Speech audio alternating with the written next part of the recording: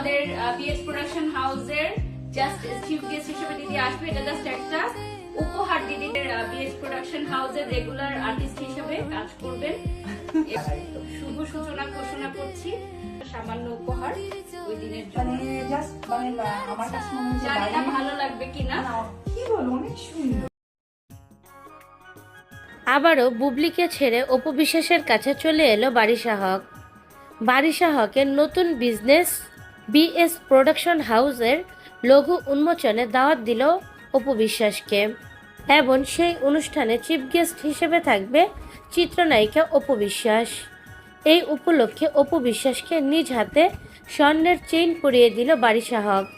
বারিশা হক এও জানালো তার এই নতুন প্রোডাকশন হাউসের সকল অনুষ্ঠানের আর্টিস্ট হিসেবে থাকবে চিত্রনায়িকা অপু বিশ্বাস। এবং বারিশা হক এবার নিজ মুখে স্বীকার করলেন অপু বিশ্বাসের হাত ধরে বারিশা হক নিজেকে এত দূর নিয়ে আসতে পেরেছে। আর অপু বিশ্বাসের জন্য বারিশা হক নিজেকে মিডিয়া জগতে পরিচিত একজন মুখ হিসেবে গড়ে তুলতে পেরেছেন। এখন এই ভিডিওটি দেখে অনেক ভক্তরা বলছে, তাহলে কেন মাঝখানে বুবলির সাথে এত বেশি মাখামাখি ছিল বারিশা হকের? কেন অপু বিশ্বাসকে ছেড়ে বুবলিকে বেছে নিয়েছিল বারিশা হক? আবার এখন কেনই বা বুবলিকে ছেড়ে আবারও অপু বিশ্বাসের কাছে ফিরে এলো বারিশা হক? এটাই এখন নেটিজেনদের প্রশ্ন।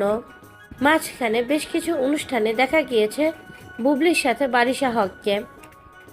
বিভিন্ন শোরুম উদ্বোধন করেছে বুবলির সাথে বারিশা হক, এবং বারিশা হকের বিভিন্ন কাজে মডেল হিসেবে কাজ করেছে বুবলি। তাহলে এবার কেন আবার অপু বিশ্বাসের কাছে ফিরে এলো? আবার অপু বিশ্বাস কেনই বা সেই বারিশা হককে আবার প্রশ্রয় দিল? কারণ বারিশা হক অপু বিশ্বাসকে নিয়ে সোশ্যাল মিডিয়ায় অনেক কিছুই বলেছে, যা এখনও সোশ্যাল মিডিয়া ঘাটলে পাওয়া যাবে।